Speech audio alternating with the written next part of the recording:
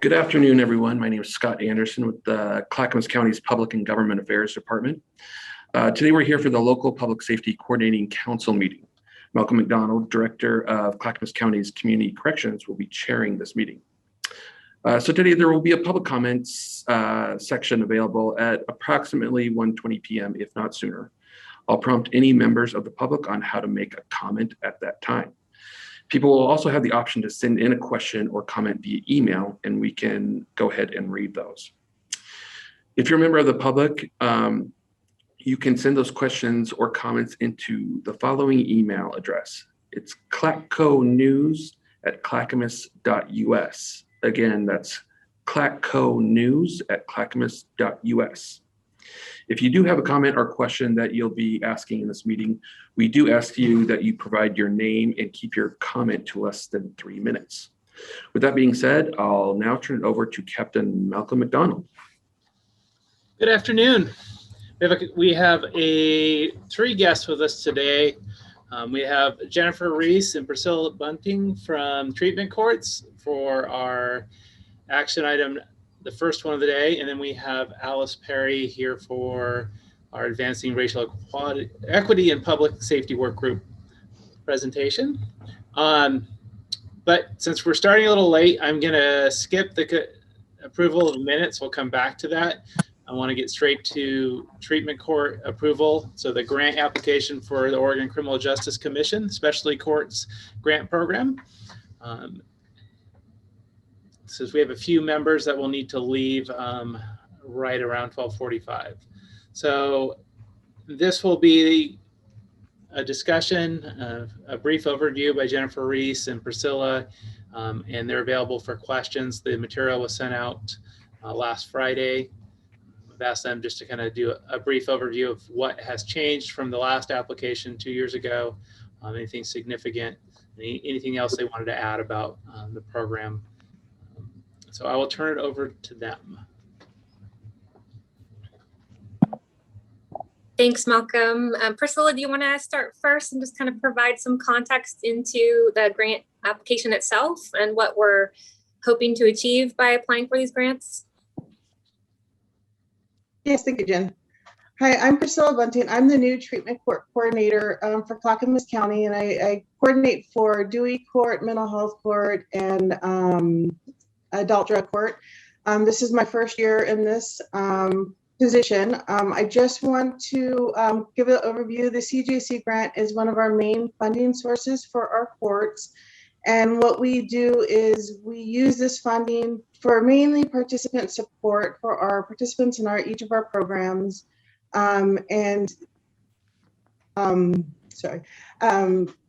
Each of the programs, each one have different,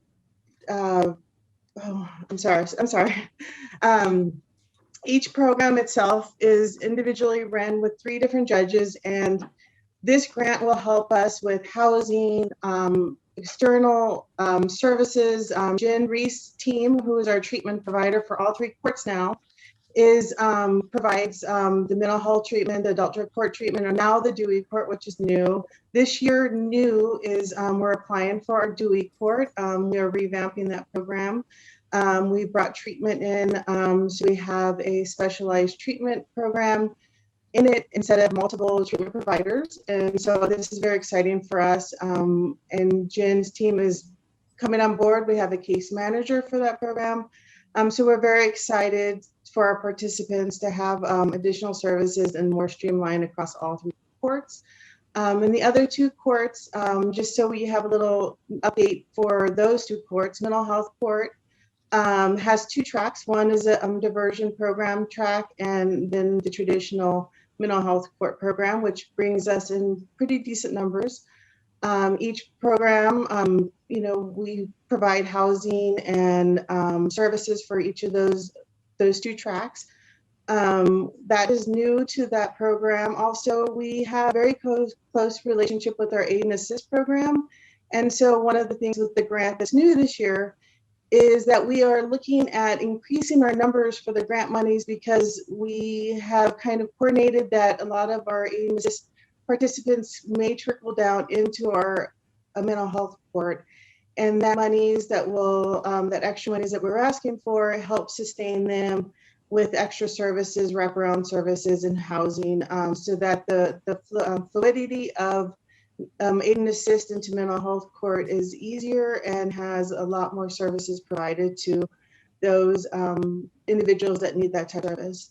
And then our adult drug court is in a lot of wonderful projects right now where we are redoing our handbook this year. We're also just had our MOU signed, and we are revamping our phases to the national best practice standards.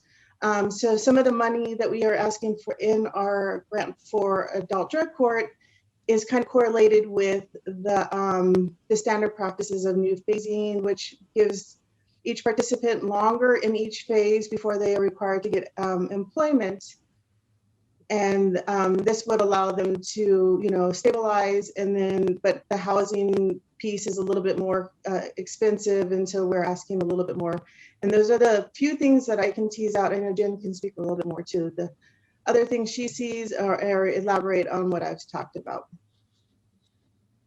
Yeah, thanks, Priscilla. Just for some additional context, so Priscilla and I have been working collaboratively on these applications, along with receiving feedback and input from the other key stakeholders that are partners in the treatment court program. So the treatment court primarily functions by a collaboration and coordination through multiple different systems and agencies, with a focus on reducing recidivism and diverting individuals away from the justice system and into treatment, hopefully identifying some root causes of offenders being involved in the justice system, primarily untreated substance use disorder and mental health services needs. So it really takes all of these different agencies and systems working together. So these grants we have had in the past. I was talking with Malcolm earlier, and Lipstick did review applications last year. I think that may have been the first time that was part of the process for our CJC Criminal Justice Commission grants. And so this is exciting for us to be actually at the table this time, kind of talking a little bit more about these programs and grants.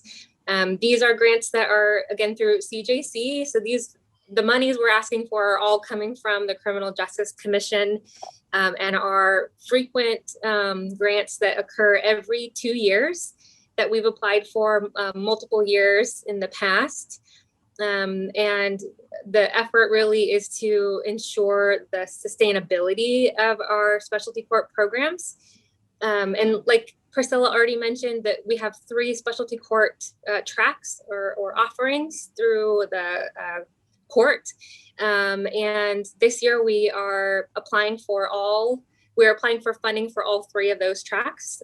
We've been doing a lot of work around, specifically Dewey Court is the first grant that we'll be asking for, because there's been a real increase in collaboration amongst all the key stakeholders and community partners. And so this grant is a full new ask for this year, but it's similar, as you can see if you're looking at the budget summary, that categories are very similar.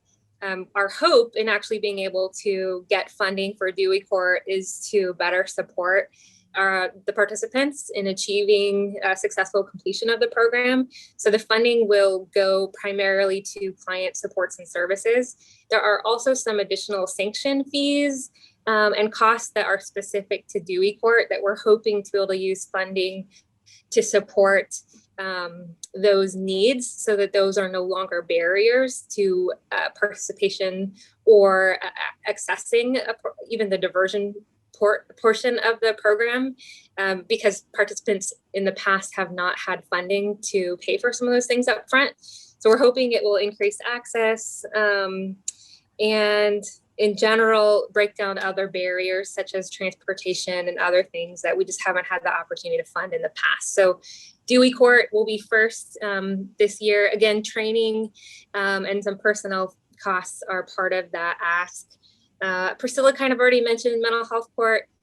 For context, the asks are very similar to what has been developed in the past when we're applying for these applications. And the categories are pretty much the main categories that are allowable through the CJC application itself, but we did prioritize them. So in the summary, they are prioritized based on where we would put the funding first. And so you can see that there are some treatment and probation personnel costs where we've been able to get some asks primarily from community corrections and the treatment provider, which is Clackamas Health Centers, to help support ongoing services. But we did put our budget priorities as funding that would go towards participants first. And so that's, I think, an important call out. But I think those are the main differences and some kind of just additional context for what we are planning to do with the funding if we were to get it. Okay. Opportunity for questions before we ask for a motion.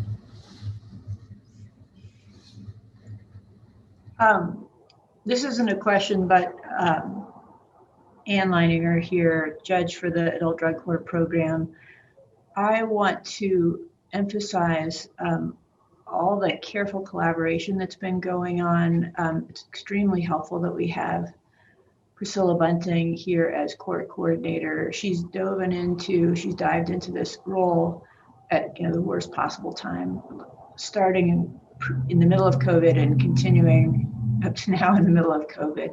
But notwithstanding that, she's worked really hard to collaborate, and so has Jen Reese, and so have the deputy DAs and public defense and community corrections. And speaking strictly from a drug court standard, I think what is happening now is a tremendous amount of teamwork to try to make this program as helpful as it can be to people whose lives have gone off the rails, in part because of their substance use disorder and in part because of choices they've made, and to try to help people address that underlying issue so that they can lead lives that are safe and productive and healthy for themselves and the community. And so these are elevated asks at a time when I think the state is placing elevated importance on our ability to help people address their underlying behavioral health conditions.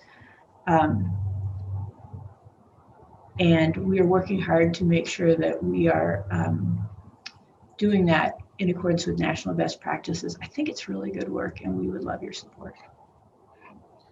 Adam, you had a question, your hand raised? Yeah, I was just curious if there was additional funding. It wasn't fully clear in the materials for like diversion programs.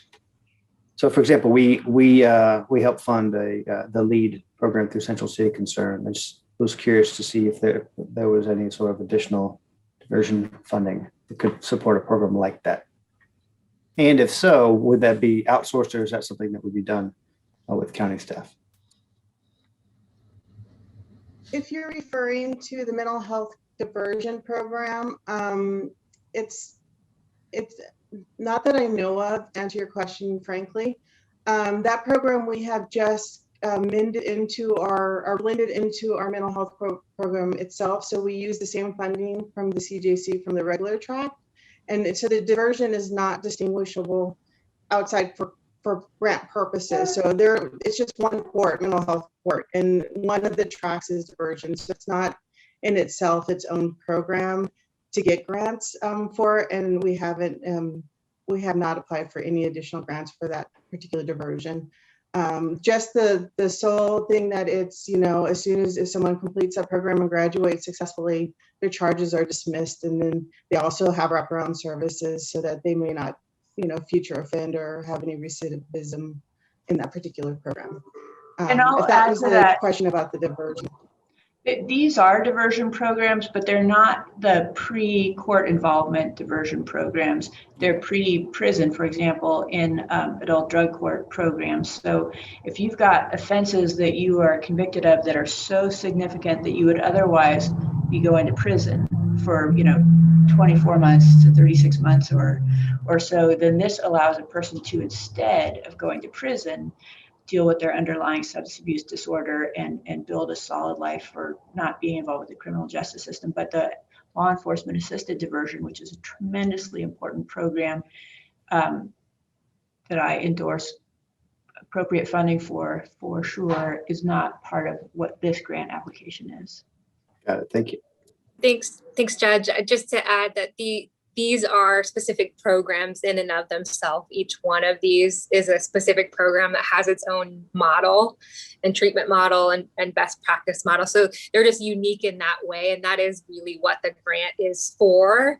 And it can really only be applied to specialty court programs. I think though our partnerships are really important. The partnerships that we have to establish these specific programs also are encompassed in the other work. So there's a continuum of treatment services that we're able to provide, or interventions that we're able to provide. So I think although these programs are separate from what you're mentioning, I think our partnerships will also help to aid in looking at ways we can divert away from the justice system in other intercept areas. So I think in that respect, this work can go into finding other intersect points or other areas where we can collaborate together as a kind of community partnership.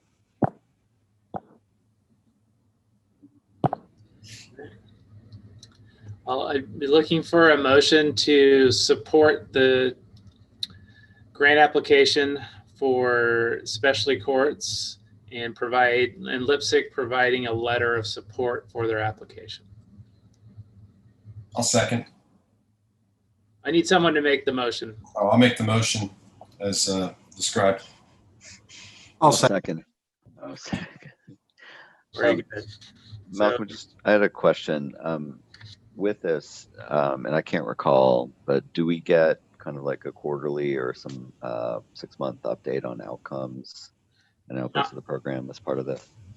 Treatment courts, historically, there has not. That has been specific to justice reinvestment, where we have progress reports. So there was a motion, it was seconded. And let's do, in the past, we've just done, are there any nays? So hearing no nays, that would be an yes or aye from each member that is present here in the meeting. And I think I'm recusing, possibly unnecessarily, but just for good measure. Okay, so that still gives us a quorum. Okay, can I also add, I think, Seth, I really like your idea of providing updates to LIPSIC, because these really are collaborative programs, and we should talk about it off this meeting, but I think it would be a good idea for us to build into our work periodic updates to LIPSIC. And so we'll get a proposal together on how that might look, and we can run it by folks at the next meeting, separately from this grant app, but because it's about collaboration and you are our key program partners. Yeah, I think it would be good for the committee to know what the actual funding came in as, because I know this is just a request, and the Criminal Justice Commission will decide how much funding each county gets. So kind of how that lays out would be helpful to have that feedback. Yeah, I'm happy. Sorry. I'm sorry. I'm happy to come back at your next meeting and give an update and give some insight into what we received as far as the grant or reward, and any other updates that, you know, Judge Leininger or LIPSIC would like from us. I'll try to get that for you guys in your next meeting. Thank you. Thank you, Priscilla and Jennifer. I appreciate having you here and the work you've done for this grant. I'm gonna skip back up so we can approve approval of minutes. Is there any discussion on the minutes from the last meeting? Okay. Would someone like to make a motion to approve the minutes? I'll make a motion. I'll second the motion. It was a tie. It's okay. We'll give it to Christina. Any no's on approving the minutes or nay? Hearing no no's, that will be an aye from every member present.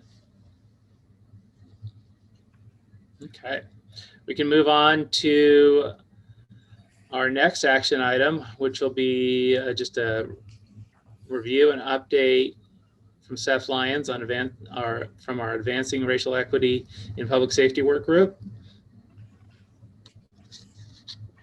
It's a review of our final vision and mission statement. Seth, are you ready to go? I think so. Thanks, Malcolm. Let's see, Chief John Schmerber is on for now for a few more minutes. So who's co-chair of the group. So I want to make sure he gets a chance to share. Did everybody get to see the proposed vision and mission statements that have now been approved by the work group? Do we need to present it or? So, one of the things, just a quick update, we've had some pretty robust discussion to get to this place of making this recommendation. Today, we'd like to see this adopted by the full group so we can go forth and work in the, given this direction. We wanted to have, our vision be the aspiration that we all share. We know it's going to take work. We know we want to stay on a systems level with this work, knowing each component of the system is going to be doing their own outcomes work, equity work.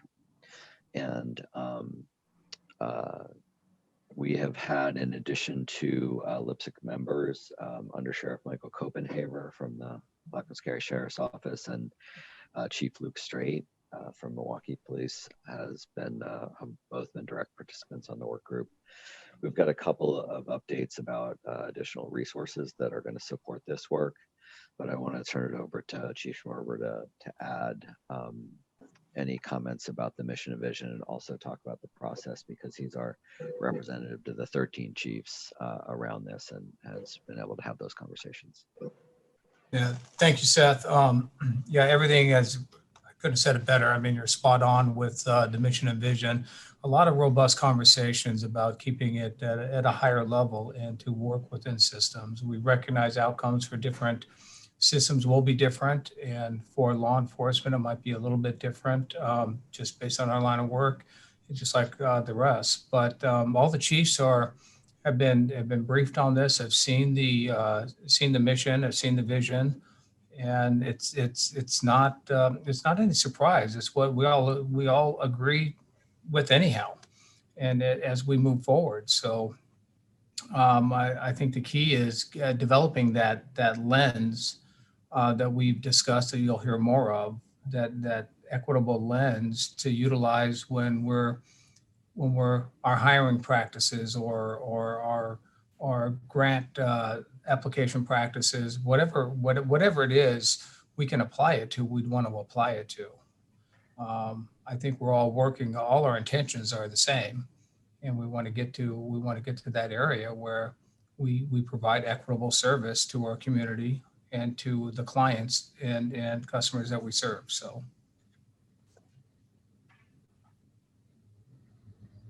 I want to see if DA Wentworth or Judge Liner or let's see, Alice, Adam, Malcolm, also been participants wanted to add anything from our discussions about the mission vision before we hopefully can get a motion to adopt it.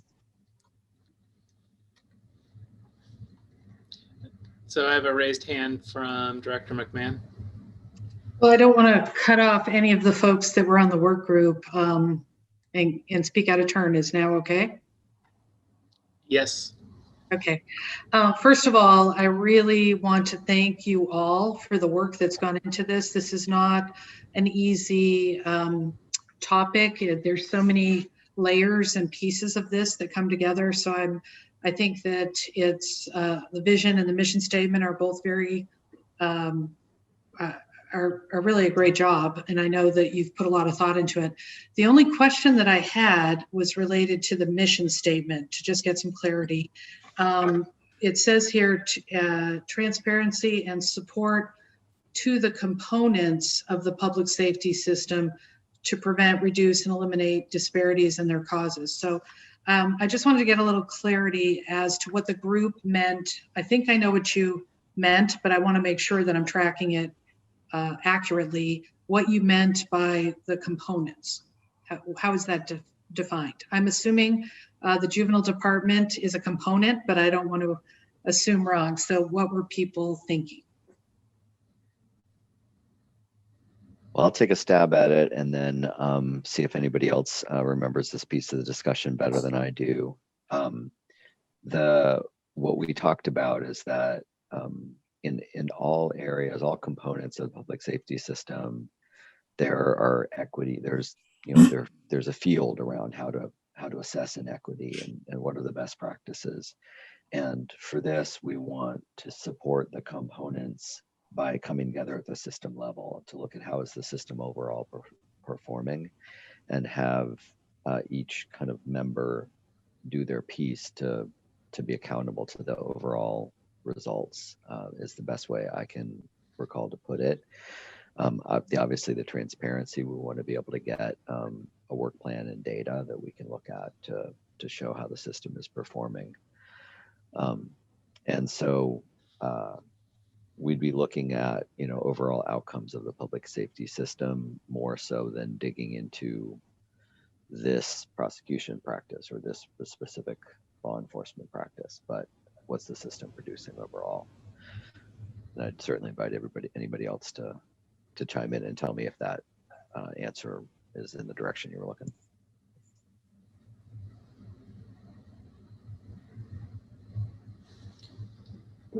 I just had a quick clarification on your question. Are you asking about what is meant by components and who that includes? Yes. Yeah, I mean, I don't know if that's defined somewhere else where there's like a whole list, but that's a word that's intended to be, the totality. But recognizing this group doesn't have any real authority, but our role is more of a convening and influencing, making recommendations to the different entities that are involved in that. Right. So by components,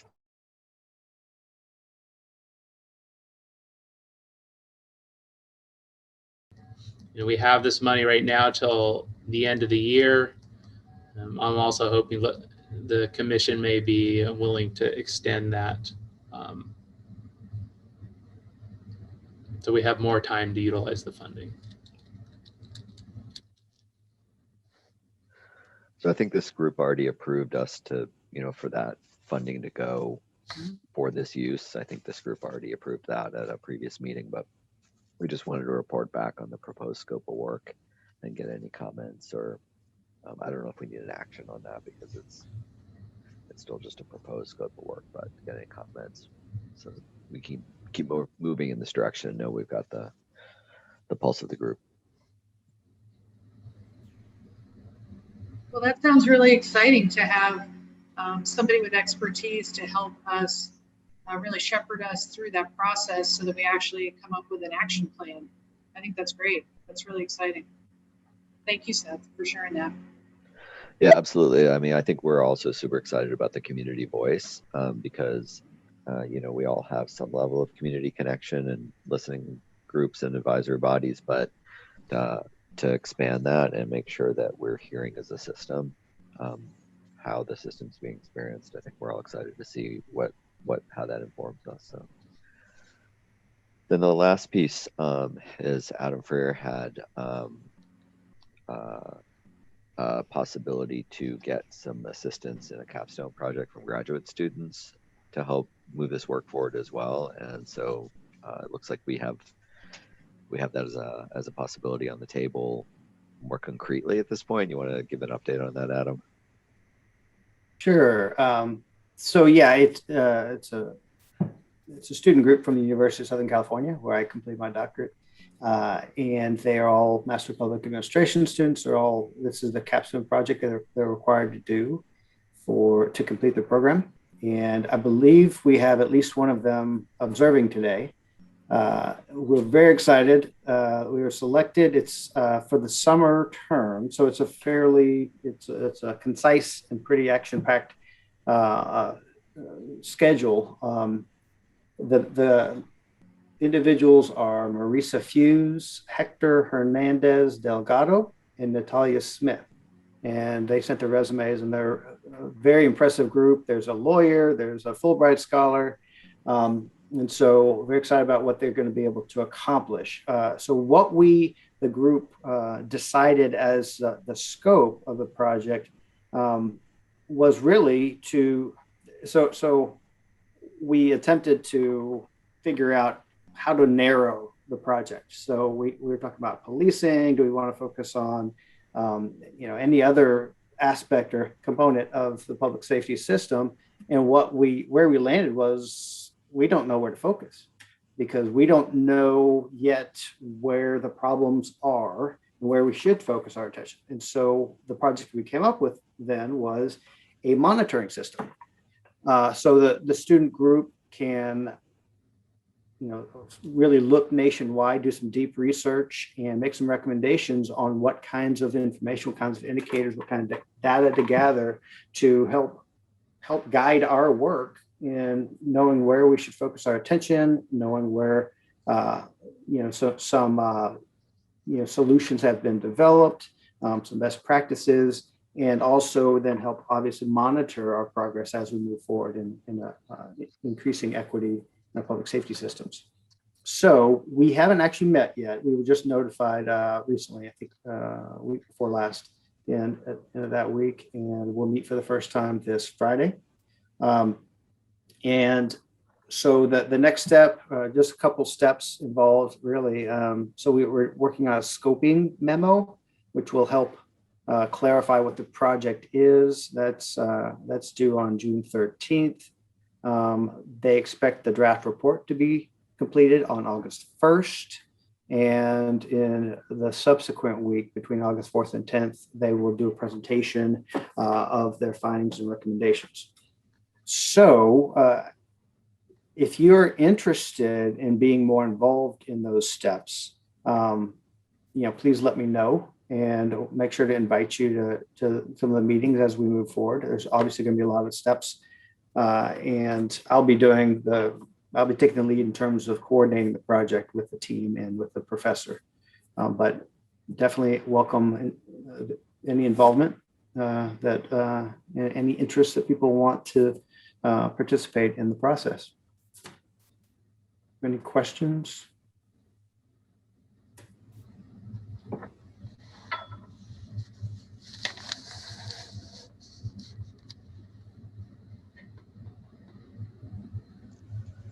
Yeah, I would just add that, in addition to the support of the overall group, I think having these two resources of the consultant and the capstone project to kind of get the foundations of our work together, to get a sense on direction and how we monitor how things are working. I think it's really exciting to have this, because we all have full-time jobs outside of the work we do on these committees, and so it should amount to a really good jumpstart for us.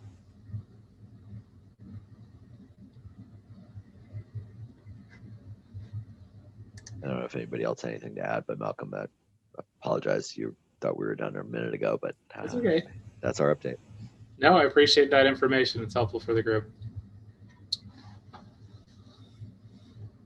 Anything before we go to public comment? Scott? Yes. Okay. So at the beginning of today's meeting, I mentioned that there will be time for public comment. Now is that time. If you have a comment you'd like to make, you have two options. You can raise your hand in the chat, and you'll be able to make your comment. You won't appear on screen, though, but this committee will be able to hear you. Or option number 2 is to send in your comment to our email address at clacconews@clackamas.us. Be sure to keep your comment under 3 minutes. And so with that, if you have a comment you'd like to make, please raise your hand in the chat. Also be checking to make sure if any email comments have come in. And I will check that right now.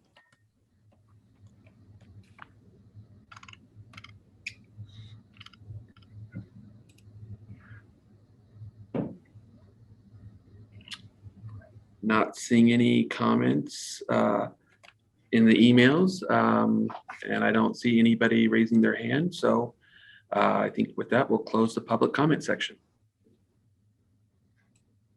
Very good. Well, that's all we have for today. We can adjourn. Thank you everyone for making the meeting, and have a great rest of your day. Thanks, everybody. Thank you.